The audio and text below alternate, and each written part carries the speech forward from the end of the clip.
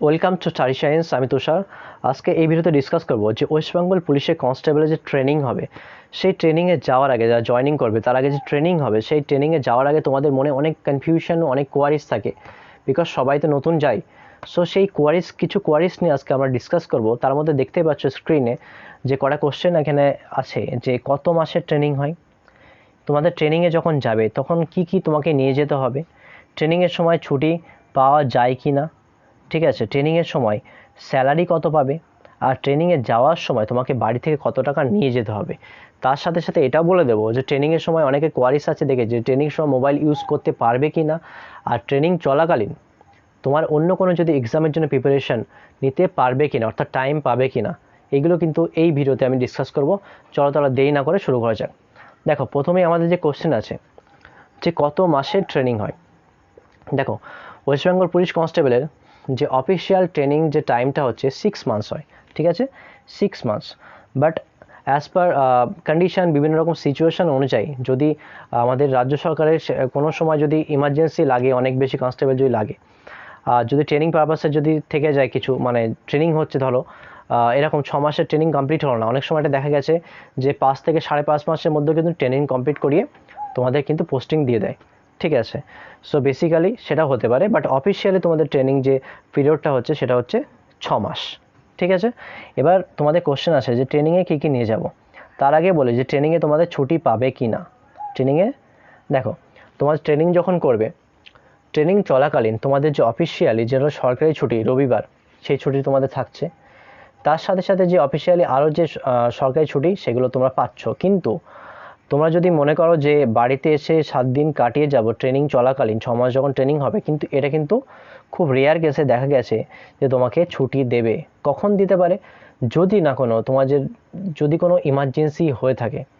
মানে ইমার্জেন্সি মানে কেমন, ধরো কারো বাড়িতে তার মা বা বাবা খুবই অসুস্থ, হসপিটালাইজ হয়েছে, বা কোনো অ্যাক্সিডেন্ট, বা কারো মৃত্যু ঘটে কোনো কারণবশত, তেমন কোনো যদি এক্সট্রিম যদি কোনো তোমাদের যদি কারোর ইমার্জেন্সি থাকে, সেই ইমার্জেন্সি কেসগুলোতে কিন্তু ছুটি দেওয়া হয়। আদারওয়াইজ খুব রেয়ার এটা দেখা গেছে যে শুধুমাত্র বাড়ি আসার জন্য কিন্তু ছুটি দিয়েছে তোমার ওই যে ডিউরিং ইউর ট্রেনিং, ঠিক আছে। সো ট্রেনিংয়ের সময় ছুটি কিন্তু ওইভাবে পাবে না, সো এই আশাটা ছেড়েই দাও। এবার তোমাদের যে কোশ্চেন আসে যে সবথেকে ইম্পর্টেন্ট, যে কী কী নিয়ে যেতে হবে। ট্রেনিং তো হবে, ট্রেনিংয়ের সময় কী কী নিয়ে যাব। ট্রেনিংয়ের সময় তোমাদের যেগুলো নিয়ে প্রোভাইড, মানে যেহেতু 6 মাস তোমাদের ট্রেনিং হবে, ওখানে ছুটি পাবে না। সো বেসিক্যালি তোমার দৈনন্দিন জীবনে যতটা প্রয়োজনীয় জিনিস তুমি সব কিছু নিয়ে যাবে, সোজা কথা। তার মধ্যে তোমাকে ব্যাগ ক্যারি করবে, সো ব্যাগে করে লাগেজ তো নিতেই হবে। লাগেজের মধ্যে কী নেবে, তোমাকে যেগুলো শার্ট, প্যান্ট, ইয়োর শুজ, ঠিক আছে, যে এই টাইপের একটা কিন্তু তোমাকে গেঞ্জি নিতে হয়, ঠিক আছে, এটা লাগবে, পিটির সময় বিভিন্ন রকম লাগে। তোমার সক্স মানে মোজা, ঠিক আছে, এইগুলো নেবে। তার সাথে সাথে তোমার যেগুলো শর্ট প্যান্টস, তোমার ভেস্ট যেটা বললাম, ঠিক আছে, এইগুলো মশারি, তারপর তোমার বেডশিট, পিলো কভার, বালিশ, এগুলো কিন্তু সব নিয়ে যাবে, এগুলো তোমাকে নিয়ে যেতে হবে। তার সাথে সাথে কী বলো তো, তোমাদের একটা বক্স থাকবে, মানে বেড থাকবে, বেডসের সাথে সাথে তোমাদের বক্স বা একটা ছোটো আলমিরা থাকে। সো সেখানে তোমাদের নিজেদের মানে সরঞ্জাম বা জামা কাপড় কিন্তু রাখতে পারবে, ঠিক আছে। সো কোনো প্রবলেম নেই, এই ব্যাগটা নিয়ে গেলে সেখানে তুমি ইজিলি রাখতে পারবে, ঠিক আছে, তোমাদের যেটা কমফর্টেবল সেটা নিয়ে যাবে। এবার চলে আসি আমরা যে ট্রেনিংয়ের সময় আরও কী কী তোমাকে নিয়ে যেতে হবে। দেখো, ট্রেনিংয়ের সময় যেহেতু তোমাদের পিটি শ্যুজ, মানে তোমাদের যে পিটি হবে, ঠিক আছে, পিটি হবে, সেই সময় তোমাদের যে শ্যুজ লাগে, অর্থাৎ জুতো লাগে, সেটা কিন্তু তোমাকে কিনতে হবে। তাছাড়া তোমাদের গভর্নমেন্ট থেকে, ঠিক আছে, 2 পিসের শার্ট অ্যান্ড প্যান্ট দেবে। সেই শার্ট এবং প্যান্টের যে পিস দেবে সেটা কিন্তু নিজের খরচে কিন্তু সেটা তৈরি করতে হবে। তাছাড়া পিটি ড্রেসেস যেগুলো আরও লাগবে, তোমার মোজা থেকে শুরু করে যা যা যাবতীয় সরঞ্জাম মোটামুটি ধরে রাখো নিজেকে কিনতে হবে। সো প্রথম দিকে খরচটা তোমার অনেক বেশি।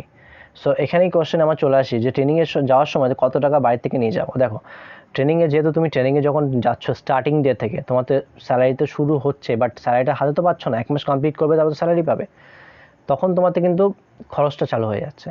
সো খরচ যেহেতু চালু হয়ে যাচ্ছে, মিনিমাম ধরে রাখো 8 থেকে 10 হাজার টাকা নিজের কাছে রেখে দাও, সেটা তোমার কাজে লাগবে। কেন 8 থেকে 10 হাজার টাকা? বিকজ তুমি যখন যাবে, তোমার একটা সবথেকে বড় খরচ হচ্ছে মিল চার্জে পড়বে, ঠিক আছে, অর্থাৎ খাবারের জন্য তোমাকে কাটা হবে ট্রেনিং সেন্টারে। সেটা 4,500 থেকে 5,000-এর মধ্যে ধরে রাখো, এরকম একটা কাটা হবে, 4,600 হতে পারে, 4,700 হতে পারে, সো ডিপেন্ড করছে কোন ট্রেনিং সেন্টারে কেমন, ঠিক আছে। সো ওটা তোমাকে যাওয়ার সঙ্গে সঙ্গে তোমাকে কেটে নেবে। তারপরে তোমার যে যাবতীয় খরচ যে বললাম, যাওয়ার পর বুঝতেই পারবে অনেক রকম খরচ আছে, সেগুলো তোমাকে লাগবে, নিজে হাত খরচ আছে। সো তোমাকে মিনিমাম 10,000 টাকা তোমাকে নিজে ক্যারি করে নিয়ে যেতে হবে। ওকে। আর তোমাকে যখন ট্রেনিং চলাকালীন তোমাকে শেভিং কিটে কিন্তু খুব দরকার পড়বে ছেলেদের ক্ষেত্রে। তো শেভিং কিটটা কিন্তু অবশ্যই নিয়ে যাবে, মানে ভুলবে না, বিকজ তোমাকে রেগুলার শেভিং করতে হবে, আদারওয়াইজ তোমার পানিশমেন্ট থাকতে পারে, ঠিক আছে। সো শেভিং কিটটা খুবই দরকারি। সো এবার চলে আসি আমরা ট্রেনিংয়ের সময় কত স্যালারি তোমরা পাবে। ঠিক আছে, দেখো ট্রেনিংয়ের সময় আমি কত স্যালারি পাবে, ট্রেনিংয়ের পর অর্থাৎ পোস্টিংয়ে হলে কত স্যালারি পাবে, তারপর তোমাদের যে প্রমোশন কীভাবে হয়, স্যালারি প্রমোশন কীভাবে হয়, পোস্টের প্রমোশন কীভাবে হয়, কনস্টেবল থেকে এসআইতে কীভাবে তুমি প্রমোশন হতে পারে, ইন্টারনাল এক্সাম দিয়ে হয় বা কীভাবে প্রমোশন হয়, তোমার ডিউটি আওয়ার্স কত, এভরিথিং আমি কিন্তু একটা ভিডিও করে বানিয়ে সুন্দর করে পুরো ফুল স্যালারি স্ট্রাকচার আমি বলে দিয়েছি। হাউস রেন্টাল অ্যালাওয়েন্স কত আছে, মেডিকেল কত পাবে, সব কিছু সেই ভিডিওর লিঙ্ক আমি ডিসক্রিপশনে দিয়ে দিচ্ছি, ওখানে যাও, গিয়ে দেখে নাও। আমি এখানে ব্রিফলি তোমাদের যেটা বলে দিচ্ছি যে যখন তোমার ট্রেনিং চলাকালীন 25,211 টাকা মতো তোমরা কিন্তু স্যালারি পাবে। তার থেকে তোমরা আবার ডিডাক্ট হয়ে যাবে, কেটে যাবে কত, 4,600 টাকা ধরে নিচ্ছি, 4,600 টাকা তোমার হচ্ছে মিল যে তোমার ডিডাক্ট করবে খাবারের খরচের জন্য। তার সাথে সাথে আরও যেগুলো যাবতীয় সরঞ্জাম তোমাকে কিনতে হয় সেগুলো লাগবে। মোটামুটি ধরে রাখো 2-3 মাসের মধ্যে তোমাকে এত খরচ হয়ে যাবে যে 17, 18 বা 19,000 টাকা মতো এরকম হাতে থাকবে। আদারওয়াইজ অনেকটা বেশি খরচ হয়ে যাবে প্রথম 2-3 মাস, তারপর আস্তে আস্তে খরচটা কমতে থাকবে, ঠিক আছে। এই হচ্ছে তোমার ট্রেনিংয়ের কত টাকা পাবে। এবার যে কোশ্চেন আসে, সো ট্রেনিংয়ে মোটামুটি কেটে কুটে এরকম 20,611 টাকা এখানে ক্যালকুলেটিভ হিসাব বললাম, তার থেকে বললাম যে অনেক টাকা খরচ হয়ে যাবে, 17-18 ধরে রাখো। ওকে।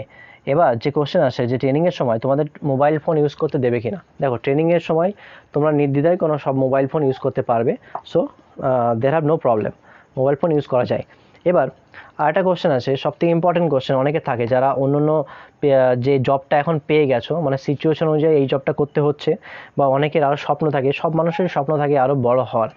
সো সেই সময় তোমাদের প্রিপারেশন, মানে যখন ট্রেনিং চলবে সেই ট্রেনিং চলাকালীন তোমাদের ওখানে গিয়ে মানে ট্রেনিং চলাকালীন প্রিপারেশন নিতে পারবে কিনা অন্য কোনো এক্সামের জন্য। দেখো প্রথমেই বলে রাখি যে একটা জব করতে করতে আরেকটা ট্রেনিং মানে আরেকটা জবের জন্য প্রিপারেশন নেওয়া, এটা কিন্তু যতটা ইজি মনে করা হয় ততটা ইজি না, যথেষ্ট ডিফিকাল্ট। বিকজ কোনো একটা জব করে সেই টাইমটা তোমাকে মেনটেন করে আবার কিছু টাইম বার করে আর একটা এক্সামের জন্য প্রিপারেশন নেওয়া, it is not so easy.